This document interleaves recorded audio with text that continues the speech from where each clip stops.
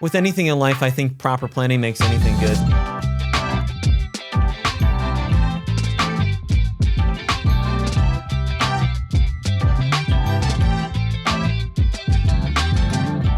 Another new travel hack I have for you Okay. and for our Let's hear it. audience. Parking. Okay, so when you go to a big city, right, you go to Chicago, which we recently did, and also we went to Washington, D.C. also. Parking, I think, as I was looking at the hotel, particularly in D.C. and what it was going to cost, I think it was like $100 a night they wanted to charge me. Jeez. Yeah. So I found this app. I think it was called maybe Park Whiz, or there's a few different ones. But what I would suggest you do is you type in like what city you're going to, maybe even specifically what hotel and parking, and it will bring up an app. And what may have cost like $70 a night in Chicago, I got for $35 for 2 nights. Oh, So okay. it's Yeah. an app. It doesn't work wonderfully, I'll be honest, because it comes up with a QR code. Then you have to hold the QR code up to a little reader. Sure. And the reader doesn't always work May or may not exceptionally read it. well. So you kind of sometimes you have to like hit the button and talk to somebody. And they even had to come out at one point. In either case, it was legitimate, and I saved a significant amount of money. So plan Seriously. ahead, Yeah. which leads us right into our topic today. Transitioning. Right. Ah, Yeah. I can say that. Transitioning into Yeah. retirement. Right. I'm so happy for it. Can't even. Yeah, Words exactly. escaping me right now. So Yep. with anything in life, I think proper planning makes anything good. And I think Yeah. especially in regards to retirement, because I think it's very rare for someone to go say on a Wednesday, Kevin, here's my notice. I'm going to retire in 2 days. Right. I'm going to fish every day. See ya. Yeah. See ya, world. Yep, not too common. There have been, I will say, a couple of circumstances, clients that I've met with in the past that have come in one day and said, you know what, I think I'm ready.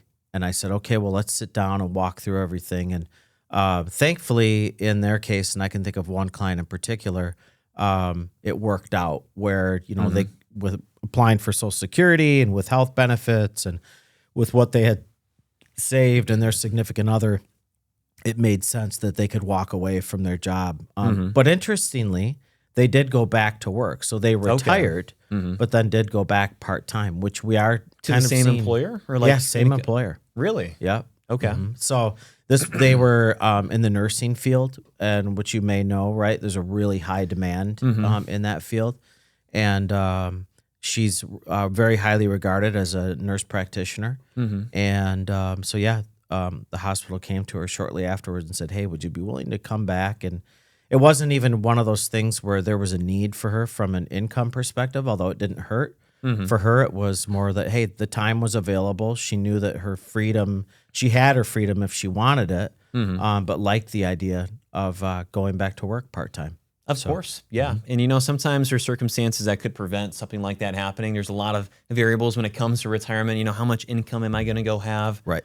What are my activities going to go look like every day? Because if I can buy a golf membership at the local municipal for $1,000 a season, I can go play 4 or 5 times a week. Hey, that's not going to cost me that much. Yeah. But if I want to go fly out to Pebble Beach every other weekend, Yeah. hey, that's going to cost you a little bit of an arm and a leg. But Yeah. it's all about that transition period because, all right, if I know I want to retire in 5 years, what are those steps I need to start taking now, whether it's related to Yeah. Social Security, Medicare, and Sure. Medicaid, or if it's earlier in life too, because think about this. You're maxing out that 401k plan Yep. every single week, every Sure. single month, every single year. Sure. 25, 50, you want to go retire at 49, 50 years old. Yeah. What are you going to do? Yeah. Well, I think to your point, planning as soon as you can. And so, you know, I tell some people, you can plan. I guess you can never really plan too early, but be very flexible with your plan, right? Because the plan is going to change significantly as you age. Your priorities are going to change, and your plan is going to change as well. Yeah. Things might get simpler. They might get more complicated. Sure. I guess it Yeah. really depends. The other thing I'd say, and you commented on it, like maxing out your 401k. For a lot of people, or for many people, that's not an option, right? So, but I guess what I want to say more than anything is that do what you can, right? Don't get paralyzed and do nothing, right? That's the worst thing you could do. Sure. The best thing you could do is just to take a step forward. And maxing out a 401k may not be realistic for a lot of people because it's a lot of money. It's a lot of money.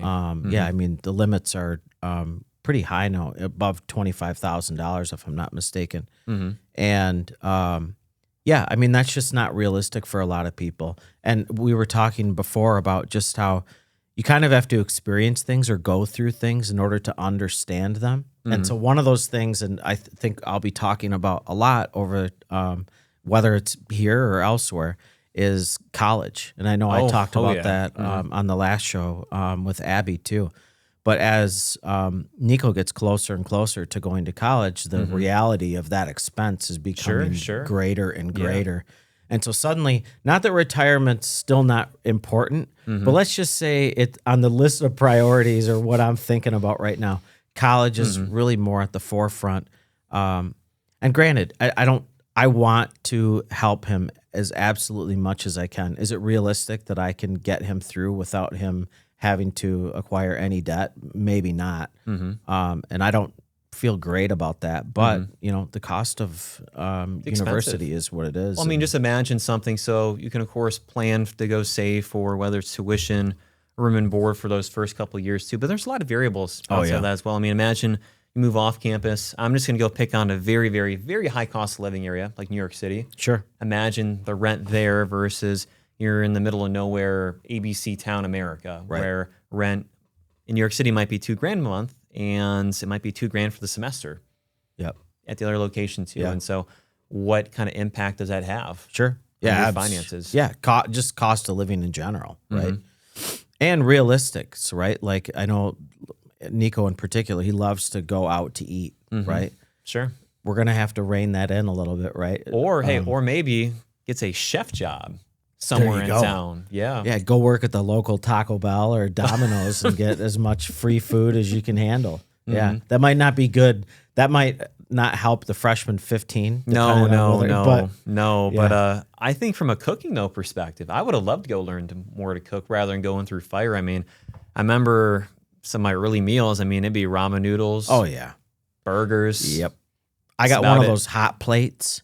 Okay. And ramen and, you know, mac and cheese, anything that you could cook. Well, now I think kids nowadays, they have such a big advantage because, I mean, Facebook was still almost in its infancy a little bit. There were some like online articles and blogs that share good food ideas. This is TikTok. For you. For me, the internet was like just kind of right. Well, I can imagine because I mean Rose will share great videos with me all the time, and like there are some like pretty cool ramen creations. I'm like, look at this. Oh yeah, for a cheat meal too to go spice it up too. Yeah, yeah. A lot of really good ways to go spice things up. So getting back on track with retirement. Yes. Okay. 360 here. So first things first, I guess the way as I thought about this and you see it on commercials and you hear about it all the time is goals, right? Yeah. Oh, we want to help you achieve your goals. What are your goals?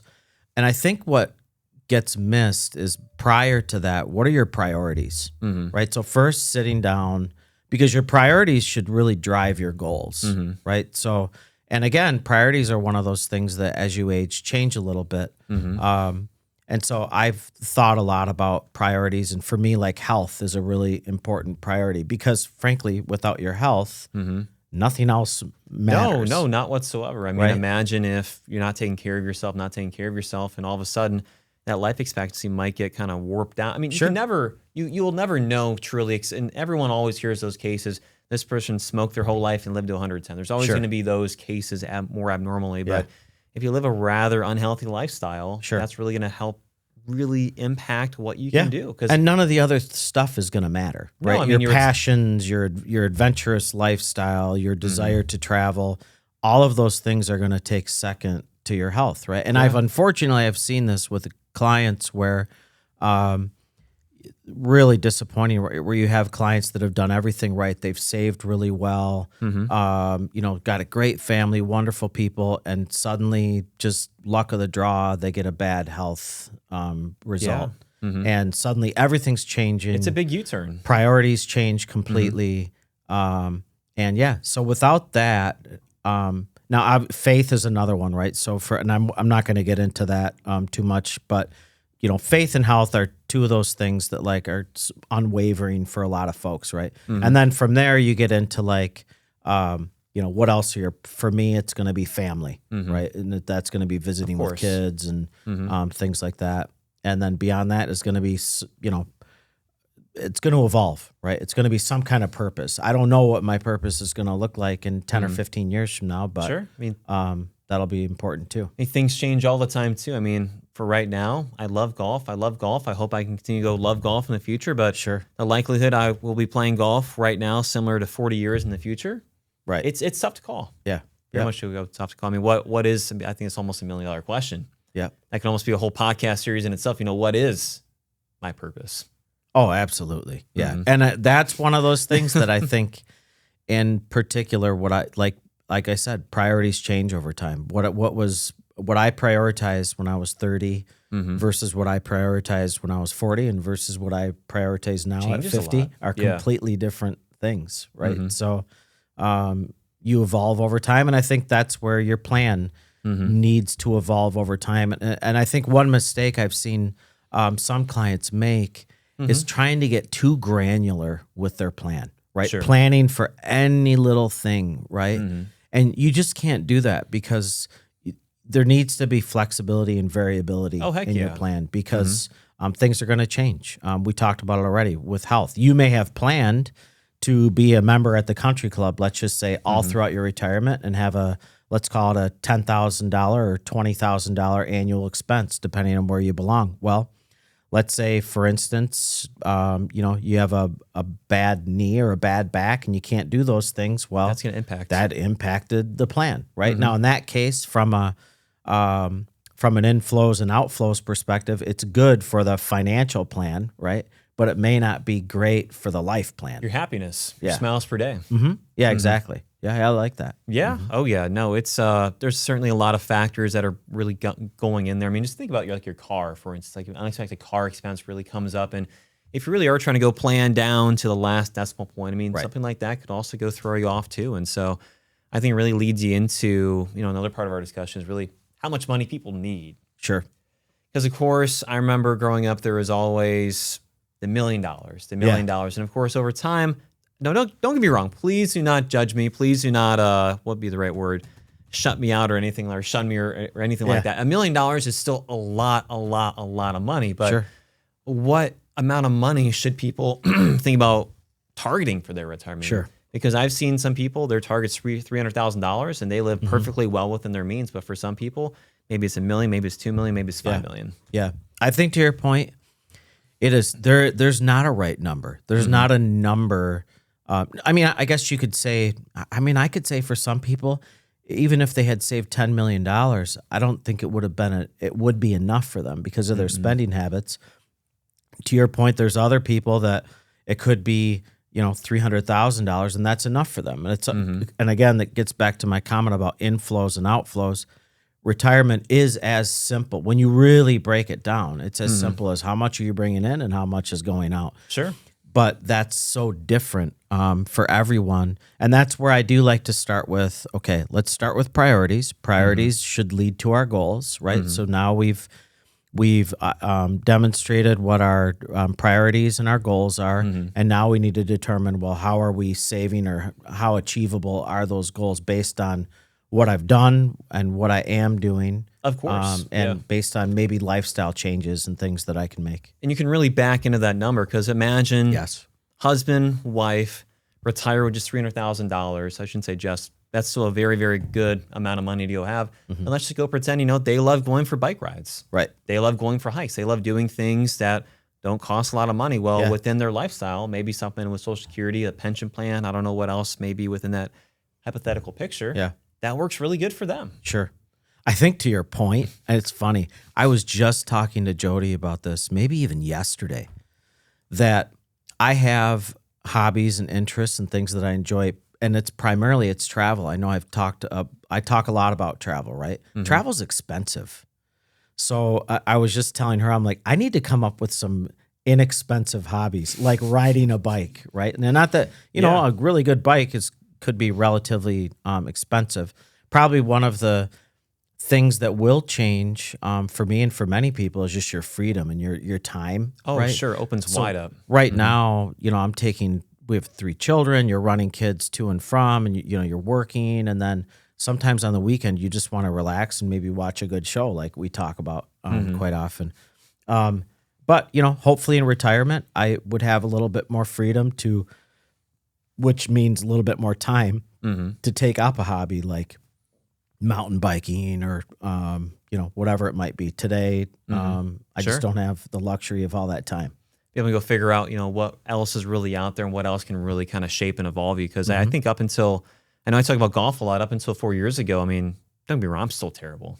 I'm still really bad. I'm bad, but up until 4 years ago, we're in luckily the same club together when we play. But before that, like I just get so frustrated. And so I didn't even have that factored into what I would even want to go do in retirement. And so luckily, a lot of the other activities that I do up until this point are relatively inexpensive. Yeah. And so for us, it can definitely help us benefit out there. But I forget the financial influencer who mentioned this. So again, this is not from me, this is from someone else. Sure. But it's basically helping live where you want to go spend a lot of money and like being rich in those areas. Sure.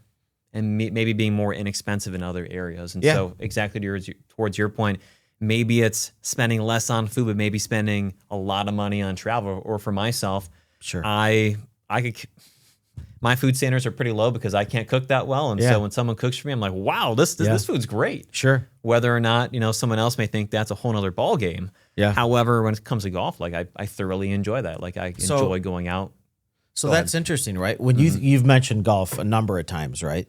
So when you think about retirement, for you, let's get into it, right? Sure. What is retirement to you? And could you use that as an opportunity for like a part-time job, right? Exactly. It's like you're in my brain right now. And so I'm thinking about retiring anywhere between 65 to 70. Okay. I think more towards the latter. Now, of course, some things would generally pop up, but when I go to work every single day, I never get burned out from work. This is work that I thoroughly enjoy doing. Sure. And so I could see myself doing it for a long time. And luckily, besides sitting down at a desk, that's probably the most labor-intensive thing that I relatively do on a day-to-day basis. And so not bad on the body, nothing really like that. And so as I think about that transition period, maybe working part-time at a golf course, because I've met several people who work at very nice golf courses, whether it's Arcadia Bluffs, Forest Dunes, very, very nice course around Michigan, to where a perk is you might get free golf or heavily discounted golf. And so what a good financial hack. I mean, and you're outdoors. You're outdoors, right? Every single day. You're meeting with people. You're socializing. And that's a big thing, too. A really, really big thing. Just being able to be social. Sure. That loneliness not really creeping in as much. And so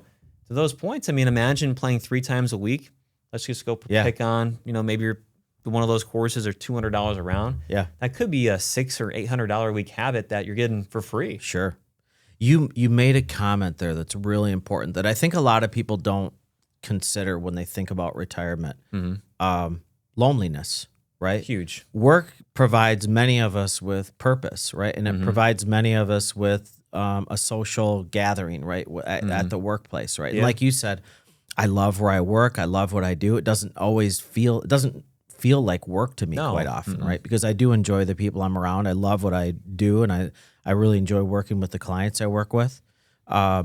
So I read a statistic that somewhere between about 25 and 35% of people really struggle with retirement. Oh, yeah. And about 30% of people actually have symptoms of depression when they initially get into retirement. So I think that's another thing that maybe when we talk about planning, we often, of course, being in finance, often talk about financial planning, right? And what are we doing? Inflows, outflows, saving, what different things we're doing and probabilities of success and Monte Carlos and all this stuff.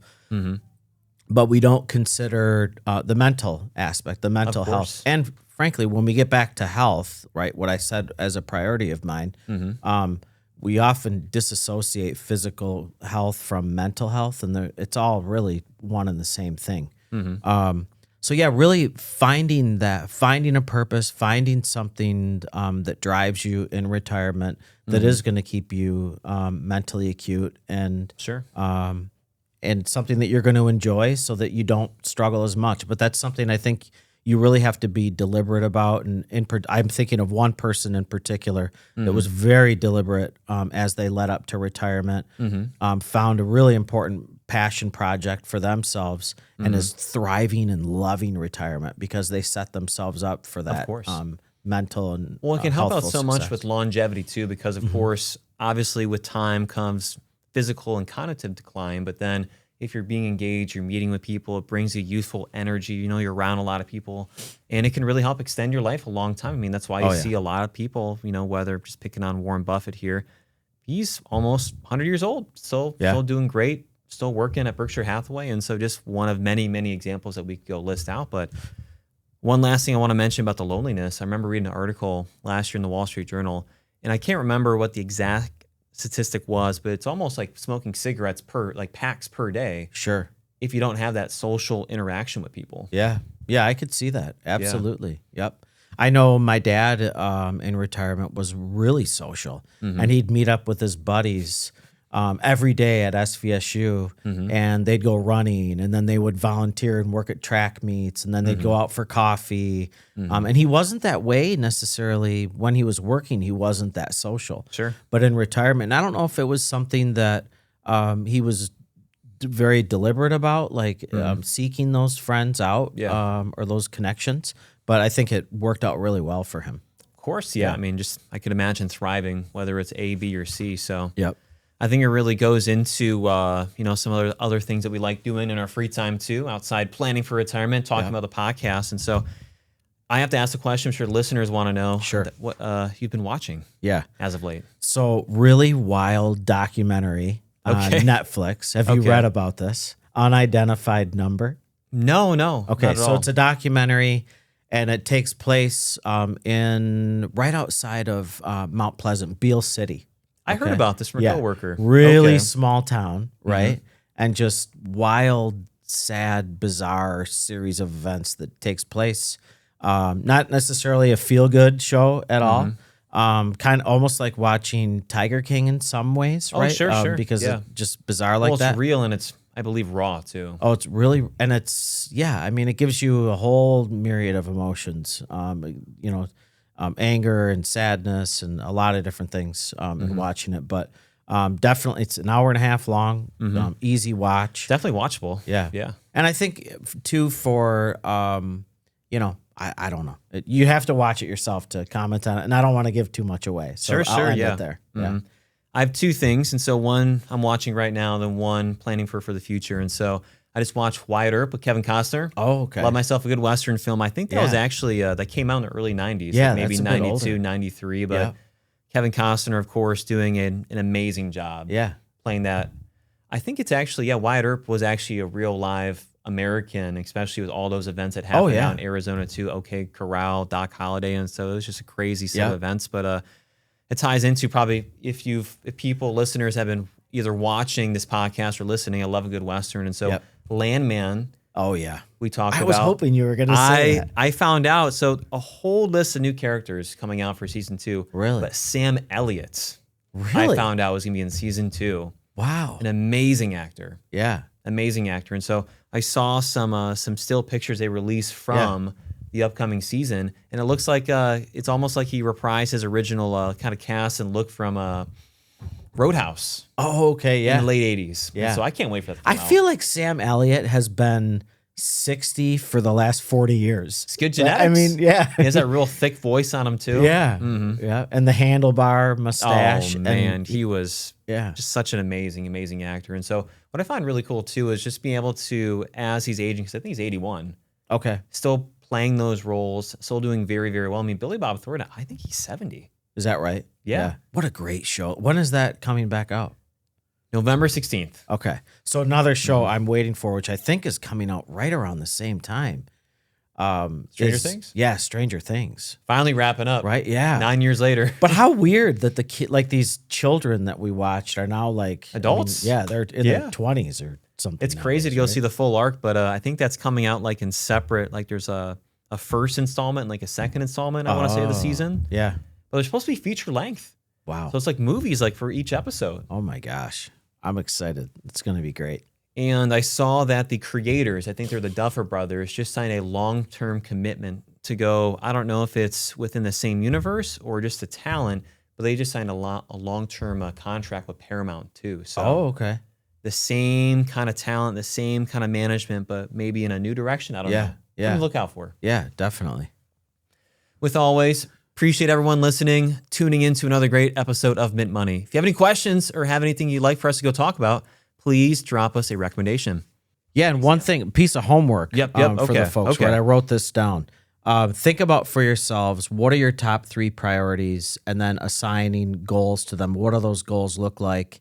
And however small, take a step forward, do something towards those goals.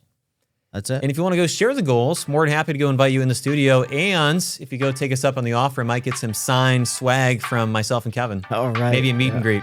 Right. Thanks again.